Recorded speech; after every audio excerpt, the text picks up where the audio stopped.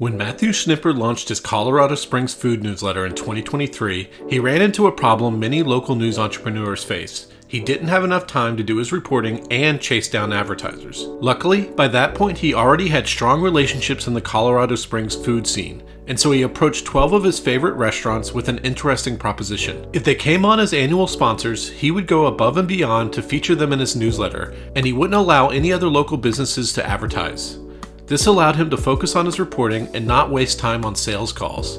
The experiment was so successful that over half of the restaurants have already renewed for a second year. In a recent interview, Matthew explained how he came up with the idea, what services he provides to these 12 restaurants, and why he thinks his model can be replicated by other local news startups. Hello, I'm Simon Owens, and this is The Business of Content, the show about how publishers create, distribute, and monetize their digital content. If you want to listen to an audio version of this show, subscribe to The Business of Content wherever you get your podcasts. By the way, have you ever wondered how I monetize this show? It's entirely reliant on subscriptions to my Substack newsletter.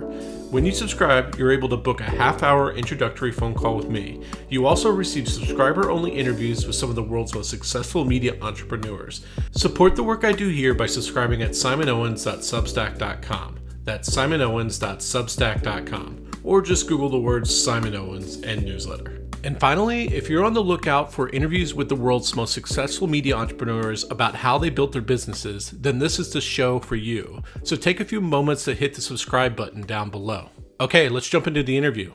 Hey Matthew, thanks for joining us. Thanks for having me, Simon. Really appreciate it. So super excited to talk about this local newsletter you run. But first I want to just talk about like what led up to you launching it and what your career was before that. You actually have a background in media and local journalism. In fact, you spent most of your career working for a single newspaper in Colorado Springs. What was the name of that newspaper? Yeah, that was the Colorado Springs Independent. It was our local alt weekly here.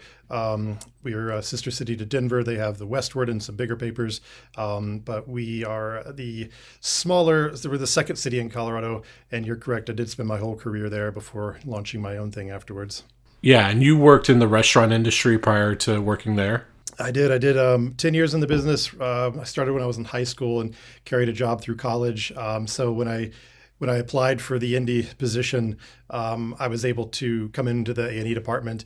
But basically with that background of like, hey, you've got an opening in the food writing team. Like, I've been doing food. Like, why don't you let me do that? So that was a nice little segue so that I had some more industry background and experience that became really valuable when it came to making relationships here and interviewing the chefs and the baristas and the bartenders and having more credibility than just someone who doesn't know the industry on the inside. Yeah, so like the restaurants you had worked with were also in Colorado Springs?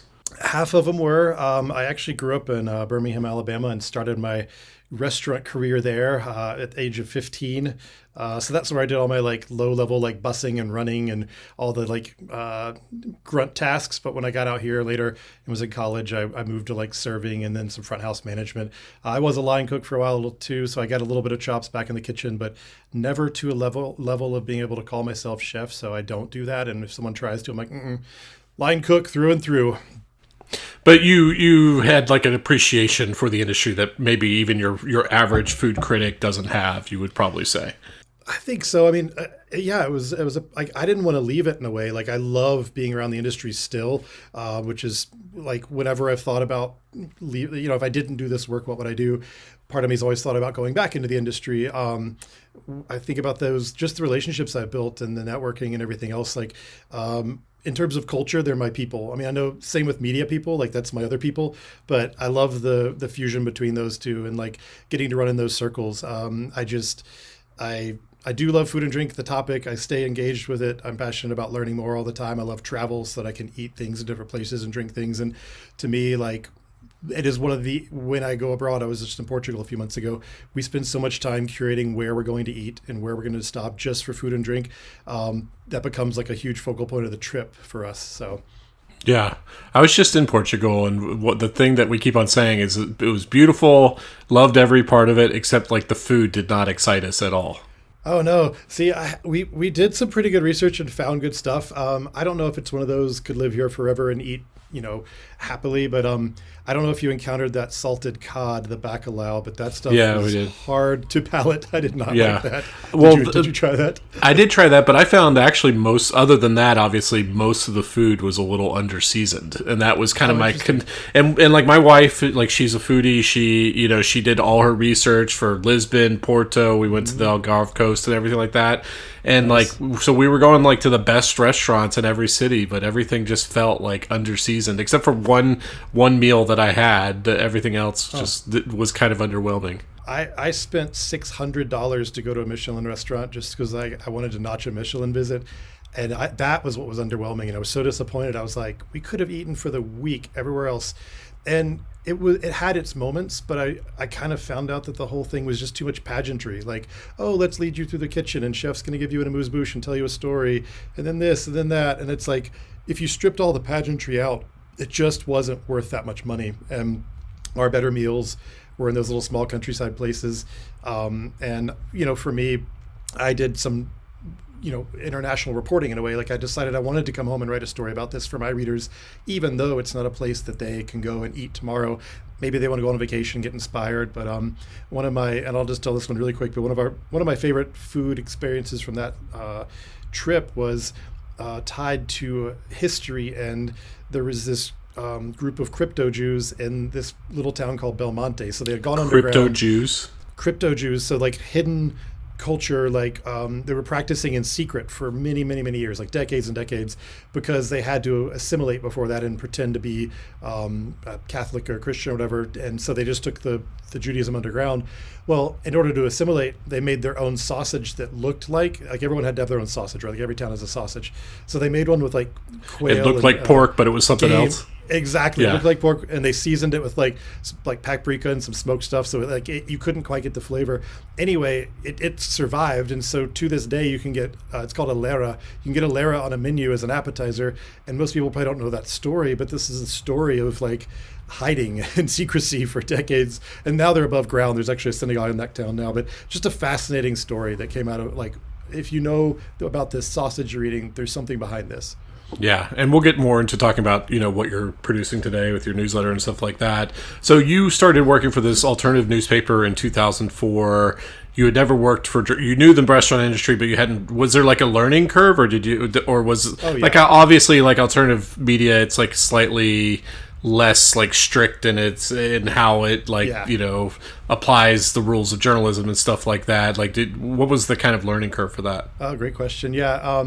So I do feel like I BS'd my way in just a little bit. I had a creative writing degree from college. I'd been doing the restaurant thing, but I really did not do journal. I didn't go to J school. I wasn't studying that. I kind of just said, well, hey, I can write. I can do this. Let me put these two things together. I got my way in at the grunt level of doing listings and all the annoying tasks. Half my week was full of like data entry, which was miserable. But I kept trying to push toward like, hey, I could do this, guys, but I'm actually capable of this. So I was trying to file some stories on the side and show my worth.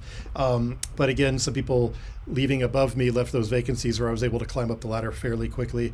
And I was doing arts reporting. I was doing a little bit of news, a little bit of film, a little bit of music. But I did manage to like hold down that food review desk and do the little like food news stories and stuff. And again, that was just where my passion was. Like the other things I could do, I was capable, but it wasn't something I really would want to do for a whole career at all. So there was a period of time, obviously, when alternative media was incredibly profitable. It was even in some ways more profitable than like the local newspaper, and I think like the tail end of that era was 2004 to 2007. So you were just coming in at the end of that. What was it like after the recession in terms of what happened to that newspaper? Oh yeah, it was tough because right as the listings started to decline and that whole era of money dried up, us being in Colorado, we had that unique ability where weed money came in, and suddenly the medical marijuana was happening, and there was like this nice transition into ad revenue from that, and so suddenly we had tons of dispensaries advertising, and the whole back of the book was dispensaries, whereas in the earlier days it was listings, but I think there was also like the I want to say there was like what everyone just called the sex ads. Like there was some of those little escort type things and whatever, which offended a huge portion of this town because it's a bit of a conservative county here in Colorado Springs. So it's funny because a lot of people were like, "Oh, you guys just went from sex to weed, like one vice to another, or one sin item to another." And well, yeah, like if there was some wholesome money out there to have been had, I'm sure we would have taken it.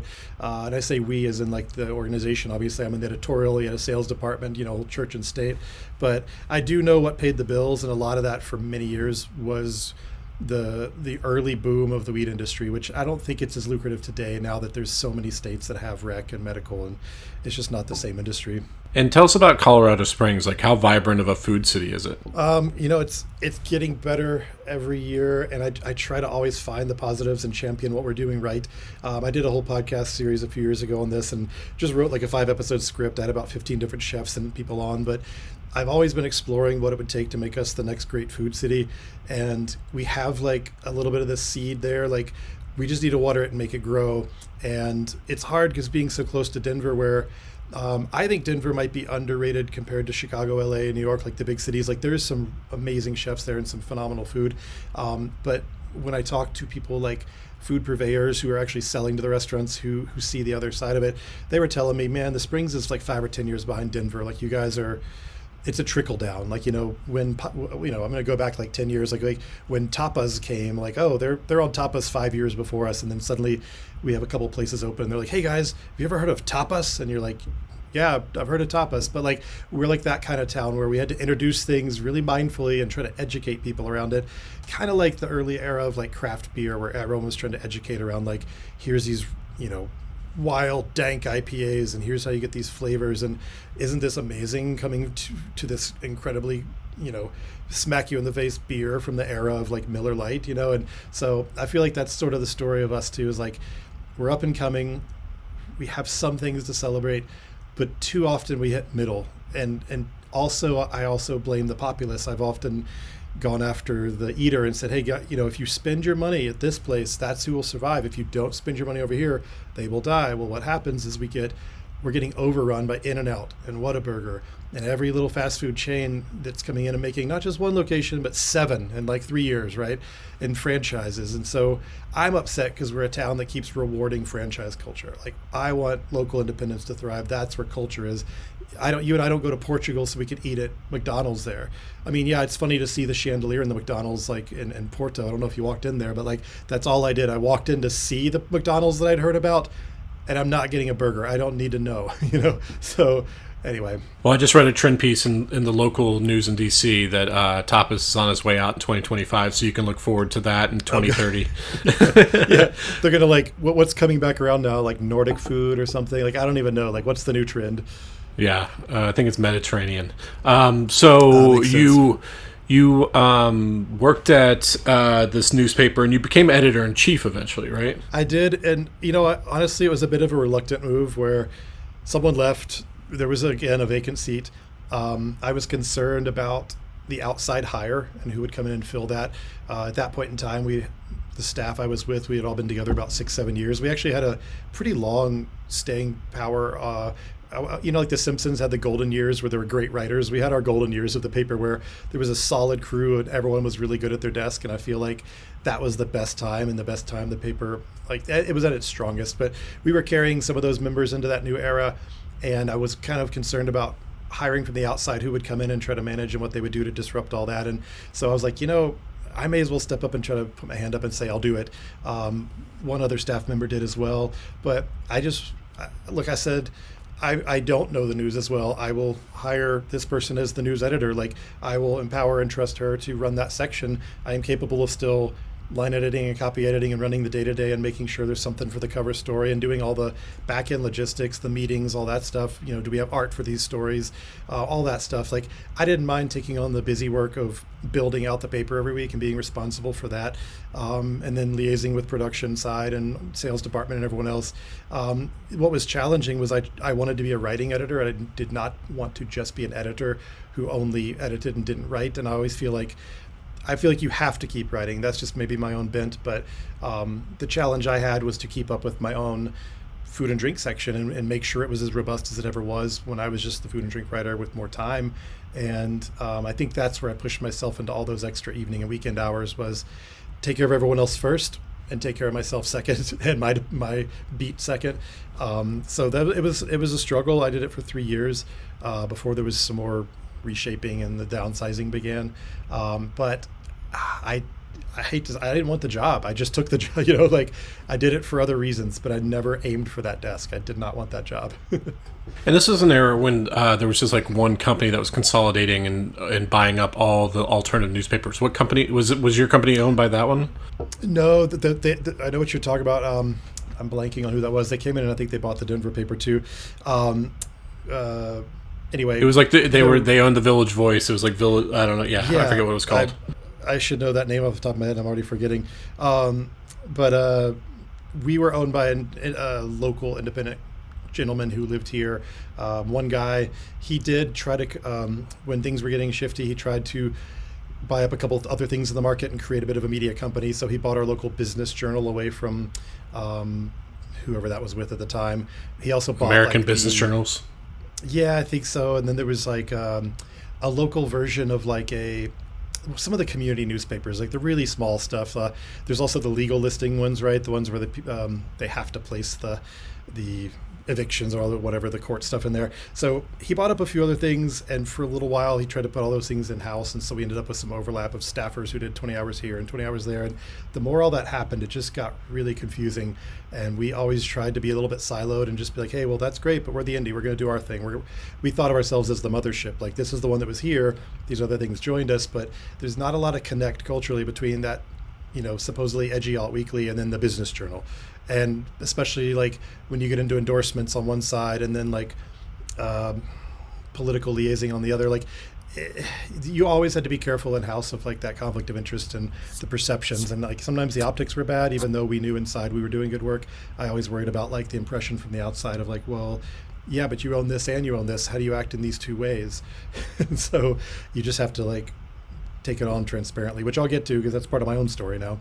Yeah, and did he overextend himself? Like, is that the reason why the newspaper eventually failed? Was because maybe if he had stayed focused on just the alt weekly, that it might be still alive? That's a great question. I mean, I wonder. I think it's been questioned.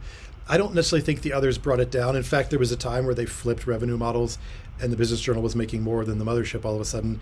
And so there was a time where it's like we carried them, then they carried us, and I wasn't involved enough at that level to know. And I think some of this was the inevitable decline that was just inescapable. Like no matter what you did, you could buy a little more time. You could maybe do a little this, a little that. When we did, suddenly you're shaving staff or you're cutting here, you're cutting there. I just think as we now see today, it did feel inevitable. Like you knew where it was going and there was nothing to really stop it. And I don't know how the ones that are still in the game right now are doing it. I don't know if it's just the size of a market like Denver. I always think Denver just because it's close by and I can get my head around it. But like, there's just that, I think we're 500,000-ish. That's probably 2 million-ish. So if you have 4 times the X, Y, or Z restaurants, businesses of any, doctors, dentists, lawyers who could advertise, 4 times the anything to pull from. Those sales reps have a little bit wider net to cast to bring in some dollars, and maybe some different alliances. And again, if you were bought by one of those companies that owns 10 papers and they can shift resources, but that's why, and I know you've had him on your show, I believe, and talked to him, but that's why I follow Corey Hutchins' work here in Colorado, the Inside the News in Colorado, because he does such a great job tracking that behind the scenes on all the media landscape. And I know he could probably answer that question way better than I am, but it's like our paper was a unique situation, and I think it was a death by 1,000 cuts that was in slow motion, and eventually like, all right, rebellion up, we're done. So is that what happened? Like, so you left in 2023. Was that just the shuttering of the paper? Oh gosh, no. The management changed over. They ended up during that shrinking contraction period, going with like one editor over all the remaining papers, whereas before each one had a person like me in charge. And so that person got spread very thin. And again, that's not a job I ever would have applied for and wanted. But at that point I was sort of given the walkaway option or the stick around option. And I had already downsized and started working remote, I think in 2019. And but I kept the food and drink, and I did a little bit of other work for them. and I had sort of a part-time, and because of the relationship, I was even able to keep some benefits, which was very gracious, and I appreciated that relationship, and we kept feeding that relationship. I carried that into that late 2022, early 2023 era, just doing contract work with them. And at that point, the long, slow downsizing just turned into a full layoff where the paper app, just outright closed. Quick update is it has since been bought by new owners, new trajectory, new staff. I don't have a relationship with them. I'm not selling them any content. I'm not writing for them. And it's funny too, when you mentioned my early work, our archives are completely gone. There's no digital record of all my work, which kind of sucks, except when I think about my earliest work and how no one could read how bad that was. That's great. Like, I love that. Like, why didn't you just erase my first few years and then let's get the rest back online? So it is frustrating. I sometimes reach for a link that I want to send because I did that story like 5 years ago. Let me send that to you. Oh, wait, I can't. And I did save some paper copies of all my most important like full cover stories and things that I did a lot of work on. I just haven't had time to like scan them and digitize them, upload them, and even then make them like linkable and all that stuff. So it is frustrating. Like, I'm sure there are other writers out there who can relate, like having your 15 years of journalism disappear offline and be inaccessible kind of sucks and guts you emotionally. So in 2023, you leave, you launch a Substack newsletter. What's the name of that newsletter? It is called Side Dish with Schniper. And what was your thinking when you launched it? Like, were you thinking this is the next thing, or were you just thinking I'm just launching this as a placeholder? Like, what was going through your head at the time? Yeah, great question. The first promise I made myself was it was absolutely not going to be a vanity project or just some sad extension of a career. And like, oh, I'll just turn it into a hobby. Like, it was like either this thing needs to make money and be a business immediately and pay my bills, or it needs to go away and I'll go back and wait tables or manage or get a new, late life career shift in my mid 40s or whatever. So for me, it was like, I think I posted something, gracious about like, hey, the newspaper just closed and thanks for the many years and, I'll keep you posted on my next endeavor. And I spent like a few days kind of milling it over like, well, what's next? And in that kind of like panic, kind of like blinky eyed, like, what do I do now? I have all the options in front of me. And it wasn't more than a week later that suddenly I was starting a Substack and right back at it. And, my first post to the community was like, okay, so that was a nice break. Let's get back to work. Like, I'm going to just keep doing what I was doing in this new place for myself. So take away the other part of the book, the arts and the news and all the other stuff. Like, here's just your food and drink. If you were ever reading the CSND just for me, which we had some of those readers, and you're just a foodie, now you have it here. And I know that worked well because in the first week I did it, like 500 people signed up to my Substack immediately, which was like a really great immediate audience. And I think that was my base. That was my most loyal long-term readers at the paper who were following me well enough to see me post on social and announce the new thing, and come right over. And to me, it was just, I tried to not even break my own habits of like even my work week and how I work. I was like, well, let's just pretend like deadline's next Thursday. Let's go. Let's not slack off. Let's hold myself accountable in these ways, just like I was in a newsroom. Let's create a layout that's kind of similar to what I'm used to, like in terms of, hey, here's a lead story. Here's a second lead story. Here's some little news briefs. Here are the event listings for the week that are food and drink related. And so jumped on design with one of my former newspaper colleagues, helped me out, got a logo up and running, like got all the branding and graphics ready. Like, it was very fast, and it was successful though. I mean, I didn't necessarily start monetizing immediately. It took me many months, and we'll get to that in terms of how I finally flipped the table on making real money. But I did get that first batch of, $5 a month or $50 a year paid subscribers where, okay, now there's a few $100 coming in. Okay, now there's a couple thousand coming in. Like, this is showing signs of growth. Let's see how long it takes to get to real money, if it will. And that's actually yet to happen. Like, it's good. Like, I've got 270-ish paid subscribers right now, or 275 maybe. And I'm grateful for every one of those and every dollar. I mean, to me, those are important because it's a vote for someone in the town believes in what you do enough to give you $5. Like, find me someone else in this town who can get 275 people to give them money for anything. Like, I think it's very difficult. But as of right now, as of today's interview, this represents about like close to 14K of revenue. Again, fantastic. Thank you, every one of you. But does 14K account for living wage? No, it does not.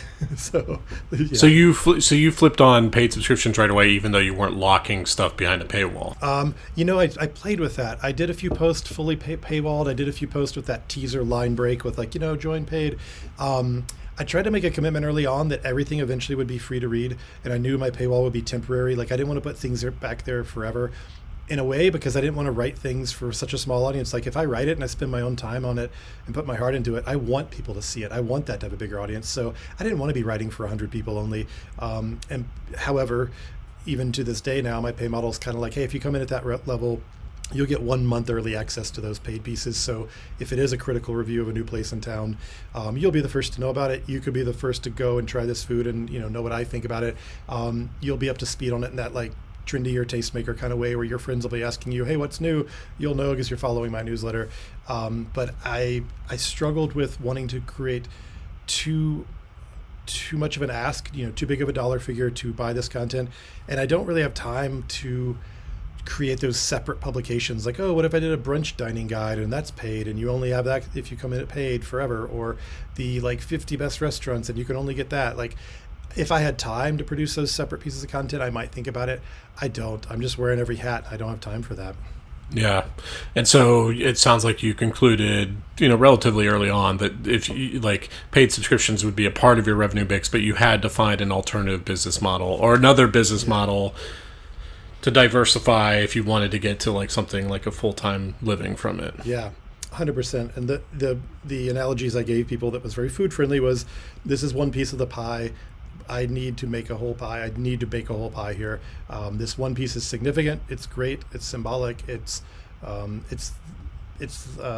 of my favorite pieces in the sense that, again, it makes me feel so good to know that many people care enough to give that $5 a month. But it's just not real bill paying money. So after 9 months of trying that, I had to try something else. And during that 9 months, let me be clear too, I did sell a few ads here and there. A beer festival might place an ad or something like that. Or I approached a few people, but one of the trickiest things right up front there was the conflict of interest piece. Like, okay, well, if I go accept someone's money from some food or drink related thing, now how do I write about them in the future? How do I disclose that? They're not buying favoritism. They're not buying any editorial sway. And I don't want to sell too many of those and create so many perceived conflict of interest. So my ideal advertiser back in the day during that period would have been someone like, let's just say a dentist. Like, hey, you want new people to get their teeth cleaned. I'm going to make their teeth dirty for you with food and drink. They're going to need to get them cleaned every 6 months. Why don't you advertise on my thing and tell people come get them cleaned at your place? That would have been ideal. I just didn't have time to go knock on all those doors and sell it. And the two that I tried were both just like a total disconnect, like, no. And I think they saw it as like, well, this is a food and drink letter. What does that have to do with me? And you're like, well, I'm trying to explain to you, like, back in the day on a newspaper, all kinds of people advertised. They just wanted eyeballs on their thing, regardless. I mean, those local people who are eating food also need dentists, Yeah, they need all the same services, haircuts and nail salons. Like, in theory, it's totally sellable to them. And also, in theory, you'd be in a better position than most local news outlets that have to cover the dentist and all that kind of stuff because you were focused on this narrow thing, and then that means that every other advertiser would get value from advertising with you, and there wouldn't be a conflict of interest at the same time. I know. Like, to me, it's brilliant.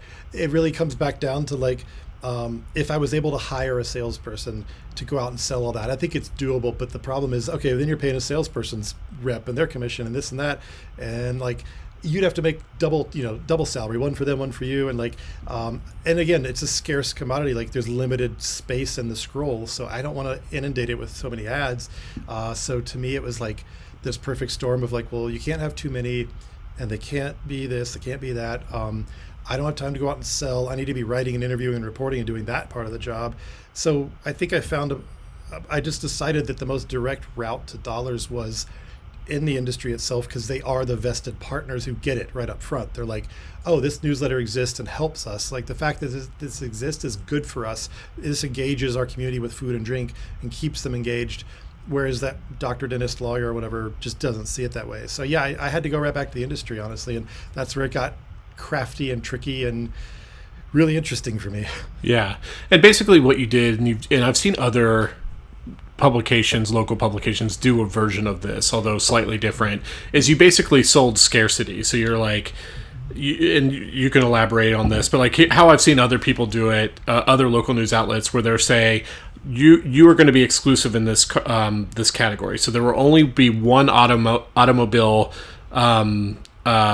advertiser. There will only be one dentist advertiser, and I am selling you exclusivity to be that one advertiser in that one category, and basically trying to create this scarcity that would it be make it more enticing than doing like Facebook ads or Google ads and stuff like that. So how did you create that scarcity yourself? For me, it was more about the page layout and that idea of like reader behavior, and especially thinking with mobile and scanning on a phone, they're only going to be willing to move through so many ads before they bounce or before they get pissed off and are like, I don't want this ad rag. Like, where's the content, right? Like, I'm always worried about giving them too many.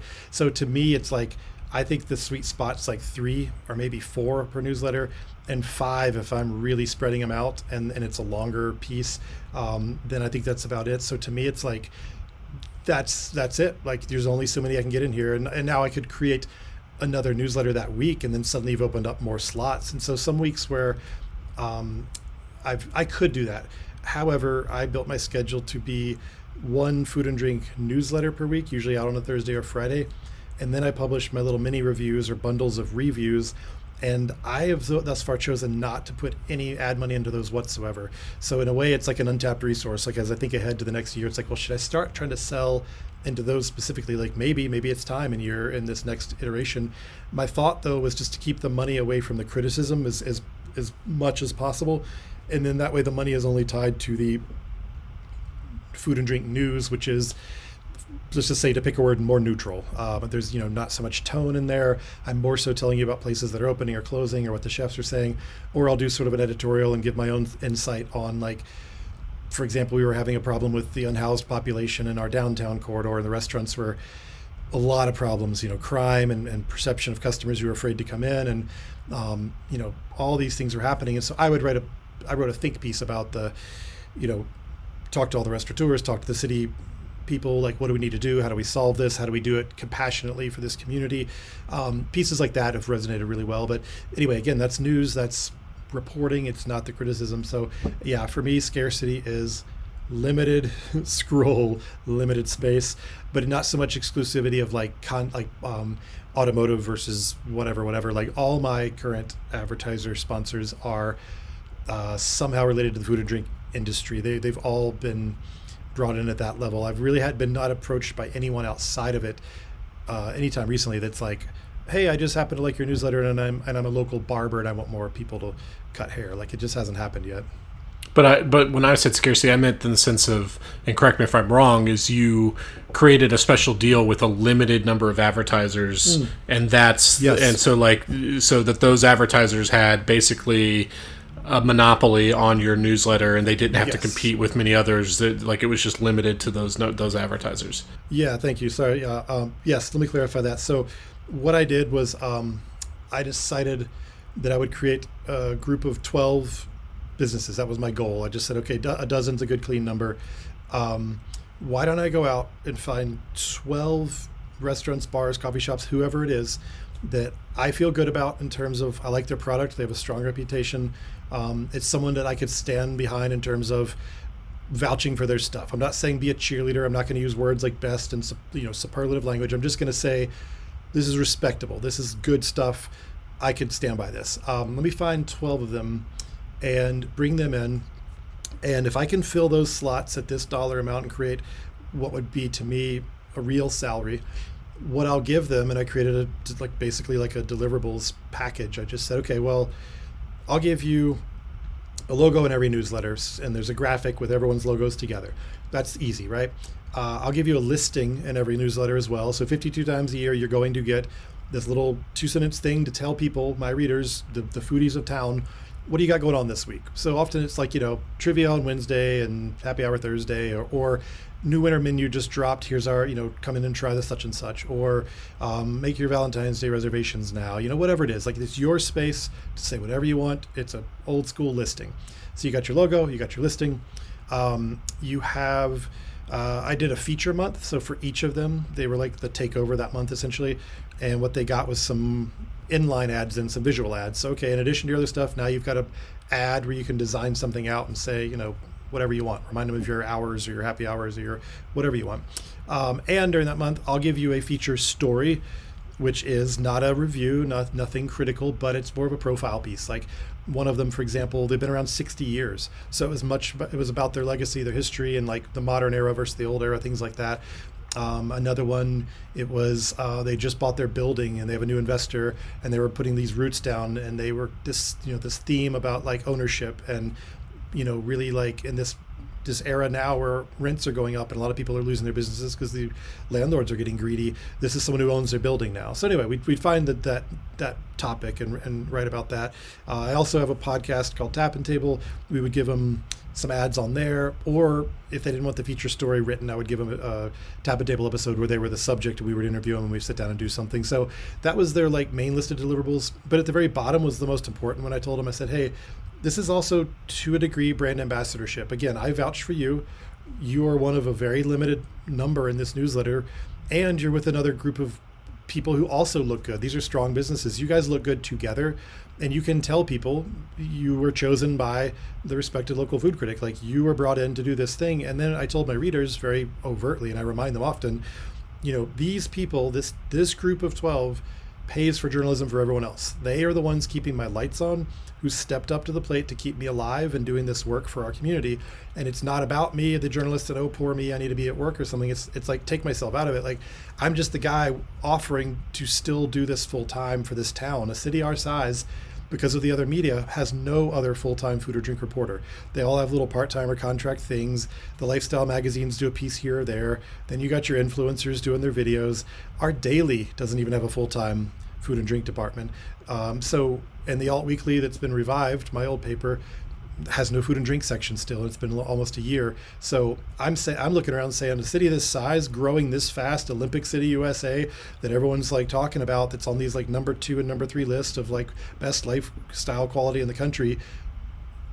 I'm the guy. Like, that's what I'm telling people. It's like, if I don't do it, no one's doing it, and it deserves to be done because this is a growing city, and we're never going to get that food scene if we don't have a person like me telling their stories and doing this work. So it became about that. It became, the appeal was the altruistic side of serving the community, just like the newspaper serves the reader. I'm trying to still do that, but this group underwrites that work for me.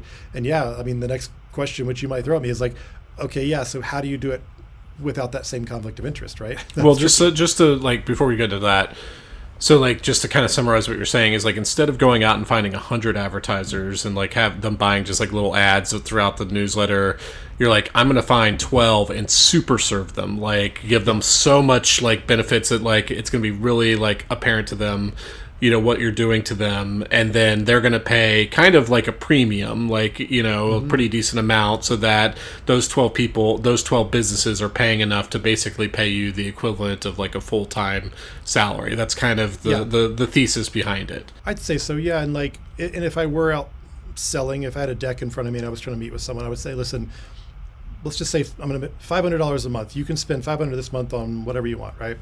You can spend that with me in this group and be one of these members. Or you can go buy a quarter-page ad in the Alt Weekly, or you can buy an eighth of an ad in the Daily, or you can buy a little bit of TV or radio, or you can pay some influencer to come post a video or two for you or whatever. Let's just say, using the Alt Weekly or the Daily as an example, how many ever readers they say they have. Let's say they have 30,000 readers or whatever. Well, from reader behavior, they don't all read cover to cover. Some are there for the sports, some are there for the news, whatever. So there was never a sure thing that when you placed that ad in that print that it was going to be seen, regardless of what your sales rep told you. We all know that. So with me, I said, look, this is a smaller audience. This is a niche nano demographic of true foodies, though. They're all here for this one thing. They're not getting distracted by these other sections of the paper. They are here for this, and 10% of them are paying to be here for this. So if I only give them 4 ads per issue or less, and they have to pass through them to keep reading through the scroll, they're going to see it. At the very least, they're going to see it. Will they click on it and get to your page? I'm not sure. Will they engage? Who knows? It's harder and harder to get people to do anything.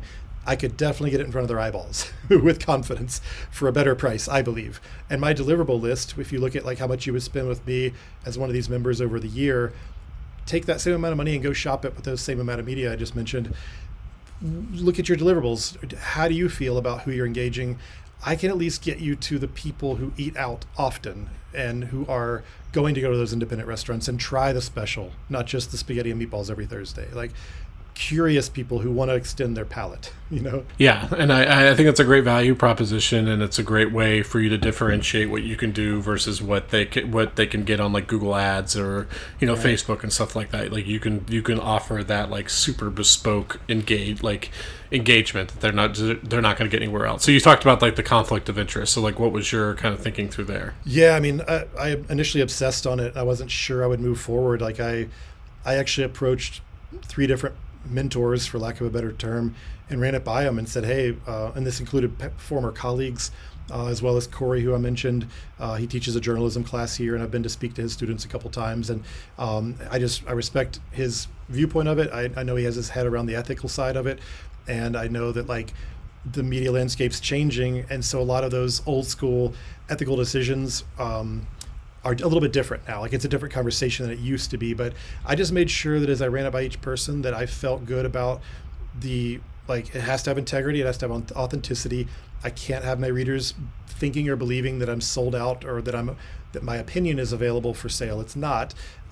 It's just that like I needed to use this small group of people to underwrite the whole thing and put them in this special category in a way, like take their chess pieces off the board and say, yeah, you're going to hear from them. You're going to see their listing every week. You're going to read a little profile about them. But other than that, they're off the table for getting secret reviewed next week. It's not going to happen. So basically it was just making sure people understood that they're in a very special category and that they made the whole thing possible, and that like I couldn't tiptoe around it. I just had to go straight at it and say, with full transparency, yes, I am working inside of the industry here a little bit. However, you have my commitment or my word, dear reader. I'm not going to violate that in some way and start being shady and say that their pizza is the greatest pizza in the entire world. You'll see right through it. You'll think I'm a hack. And so like I just had to make sure the believability was there. The authenticity. And I think I overcame that hurdle fairly quickly.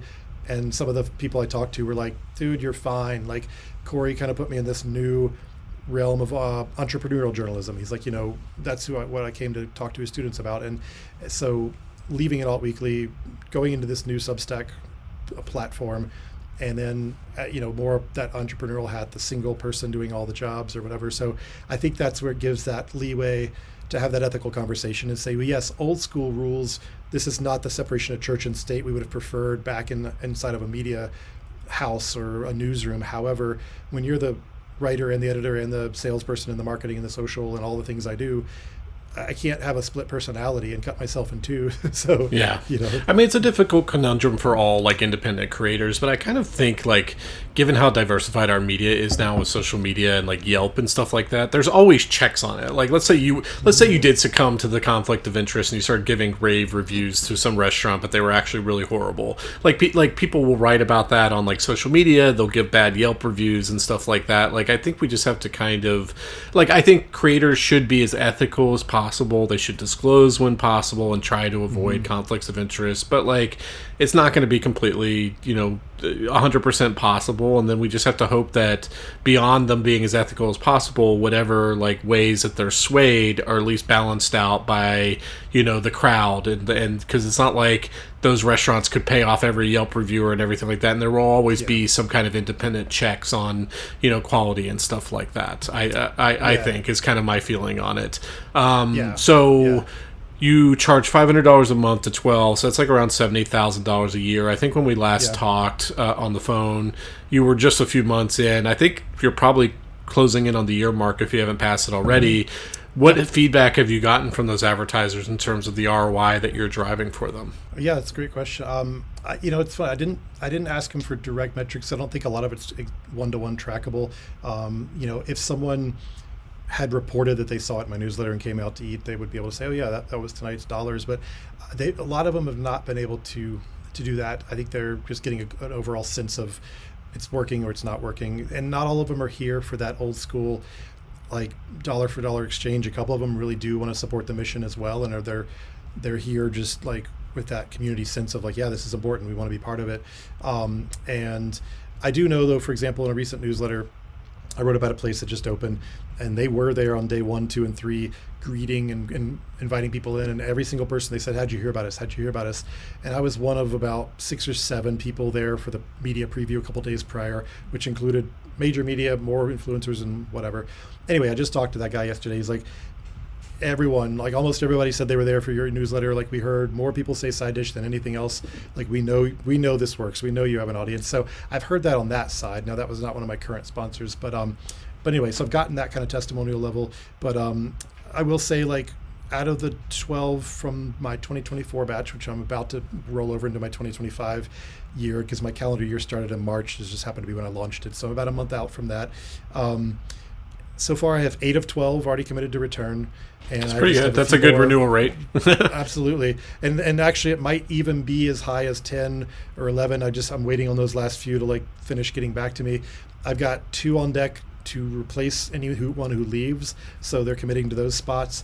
And I have some other interest where it's like, I've just put them on the back burner. Like, if I don't need to have that meeting, I need to save that time, I'm just not going to have that meeting. But if I need to, there's a couple more people I can reach out to. But even getting higher than a 50% return rate in year 1, I do think significant. And it was very validating to me. I was very grateful to those sponsors, but also like, yeah, like I have to be doing something right for them to come back. This has to be working in some capacity, whether it's traceable down to that, how many people did you bring in last week to my dining room? I think they're liking some of the other ancillary benefits. I mean, at the very least, we're getting their logo in front of eyeballs every week with consistency, such that if you think about those, like, it takes 6, 7 times to hear something before you take action from the marketing side of it. Like, next time someone says, "Hey, I got friends coming in town, they like Italian food, where should we go?" "Oh, got it. Red gravy." "Why red gravy?" "Oh, because I see it every week in his newsletter, and either we like it and we already know that, or we haven't tried it and it's time to go try it." But like, I believe in that kind of like somewhat stickiness of just like constantly throwing it in front of their face. And so I think there's a value in that. If they haven't come in to take action yet, they might soon. We don't know. But like, if anyone asks, I just tell them to be patient. Like, this stuff's not one-to-one trackable. It is just an overall global sense of like, how's it going? And they've also done some pretty cool collaborations. Like, I set the coffee shop up with the pastry, so now that coffee shop is selling their pastries, and so it's a win-win for both of them. And we've done some events together where 3 or 4 of us have shown up and displayed together at like a Taste of Pikes Peak event where we were all doing like exhibits for the town and stuff. So when we represent together, we look even better. And so I've tried to create like a sense of this unique, like a little bit of like a clubhouse vibe. Like, hey, we're this cool little group hanging out, and the more we behave that way creates that exclusivity feeling, which is like the somewhere close to that scarcity concept. Like, it's exclusive, it's elite, not everyone gets to be in and do this stuff. Like, it's just our crew. So yeah. Well, do you like, how do you interact with your audience? Like, how often are you doing events? How often are you trying to like get your audience together? Have you tried doing like dinner clubs, or what's your kind of interaction with your audience like? Yeah, and that's when I failed to mention it. So my list of deliverables to them was also, during your feature month, I want to come do a pop-up with you at your place, whatever it is, and we co-create it. So at the brewery, for example, I went and was a guest beer tender for the night. So I was pouring everyone's beers and I was behind the counter interacting, but we had like specials and stuff going on in the tap house. So I do this monthly. I try to do consistently, like when I can, I'll do third Thursdays and get that people remembering that. I encourage each of these sponsors, when it's their feature month and their event time, to come up with something that's unique that invites people in to show them what they do. So let's not do something that's like really wacky that you don't normally do. Let's do what you do regularly and show them that, so that's what they can come back to and have an experience with. So for example, like this one upcoming next month, they want me to come in and just do their Sunday happy hour all day. There's already great deals in terms of getting people out. Like, there's cheap margaritas and good tacos and all that. They just want to like bring people in at that time to say, hey, like, take advantage of these happy hours. Parking's free on Sundays. The parking lot's right there. You can get this, and this today. It's only going to cost you that. While you're here, let me show you this other business that's adjacent to us that we also own. So it's like, let's get eyeballs to your space. Either they're people who maybe love it and haven't been back in a while and just need to be reminded they should come back in more often, or maybe they are totally new people And that's the benefit is at these events I've seen people that had not been to a place and thanked me and said, oh, this is cool. Like, I know this place has been here. I've just never been in. So thanks for giving me a reason to come by. What I've enjoyed about it too is its access for my readers. So I'm closing in on, I'm like just a few people shy of 3,000 subscribers right now. And out of those 3,000, there's hundreds and hundreds I've never met, don't know in person. They follow me. I've had many of them show up and introduce themselves. And so they'll come to my event and say, hey, I'm so-and-so, been getting your newsletter, love it. I used to read you at the Indy, love it. And I'm like, this is awesome. I finally get to meet someone face-to-face that's had a relationship with me I never knew about for all these years, that I could actually ask a question to and say, hey, what's your favorite place? Where should I go that I haven't talked about in a while? Or do you know of somewhere new that I've missed so far that I should go to in your neighborhood? And so creating that access point, just being available. Like, not every writer, I think, is out from behind their desk in the community so much. And I think in my role, being seen in the community is important. And I think being available, or at least having that touch point on a monthly basis, they know they can call, they know they can email, they can comment on my posts, but it's different when you can show up and grab a beer with me in person and chat and like actually get my attention and say, have a 5 or 10 minute conversation. So those have been useful. And again, I think it's just part of establishing a community together, myself, my sponsors, their readers, their patrons. And I feel like hopefully all these add up. Like, that's just one more element of all this that adds more value to the sponsor and to the reader. And so like, there's all those reflexives I can point to. It's good for you, it's good for me, it's good for them. Great, it's good for everybody. So a lot of food criticism has moved to short form video like TikTok and Instagram. Which makes sense because like food is a very visual, it's not just taste, it's like very visual and it does well and that kind of stuff. What was your, like, did you ever kind of did you ever contemplate whether you wanted to start really getting into that and kind of, like, even the early food bloggers, a lot of them moved on to TikTok and stuff like that. Like, what was your kind of relationship to that, or did you like resist it? I kind of have resisted. I do it on my social a little bit and only when I have time. So when I have my druthers, I will post more reels or still images from my reviews, just like my pretty food shots and stuff, then do video and moving picture. I've done a couple, but I've noticed when I look at my own backend metrics, they don't track much differently. Like if I was seeing multiples more audience engagement or insights on my Instagram post or Facebook, I would be more inclined to do more of those. But they actually, I'm just not fast at it yet. Like I tried using like CapCut and some of the back-end third-party software to do more professional editing, and they just take so much time. And even yesterday on Instagram, I did one, and I didn't check my watch, but I probably spent more than half an hour for a 2-minute video just to get the voiceover just right and the video just edited where I wanted to. And like, I just don't think the ROI is there for me in my time right now. Not that I don't love, like I was a film minor in college and I did a creative writing major, but like, I love that. If I had all the time in the world to do it, I would do more of it. We are talking about turning our podcast more into a mini show segments, like going out in the community and filming more foodie things that are sexy and then doing quick voiceover instead of having a 30-minute sit down talking thing. So we might accomplish that on the podcast side, but I've also heard from my readers that like what I still do that the other media has gotten away from because of that Axios model and the short brevity and everything is I'm still doing long form, much like you are in a lot of ways. I see your posts have a lot of depth to them. There's a lot of meat there to chew on. And so many of these posts now are getting really lean, bullet points, pictures, and headlines, and that's it. And I know Axios is convinced that's what people have attention span for. And I get it that that's a big part of the demographic does have an attention span, but I know that my old school readers who came from the Alt Weekly was with me love that cover story, like much like the New York Times Sunday Read or whatever. Like there are people who still will reward the long form. And when I say long form, I'm not talking about my 6,000 word cover stories anymore. I guess I'm talking about like the 1,200 word food post, which is still long by today's standards. So yeah. And does Substack help you like through its platform, through growth or anything like that? Like I know like my publication and a lot of national publications, they get like a lot of, internal signups through the app and through like recommendations and stuff like that. But I don't get a sense that really helps like local publications. What's your read on that then? Mm-hmm. Yeah, I think you're right on that. I've gotten better referrals through other regional Substackers. So, for example, last week, I know one of the food writers in the Denver and Boulder scene, and she and I interacted at one of the Restaurant Association events not too long ago. But she started a Substack just recently, and she started recommending my newsletter. And within a week or so, I had another 40, 50 people just from her.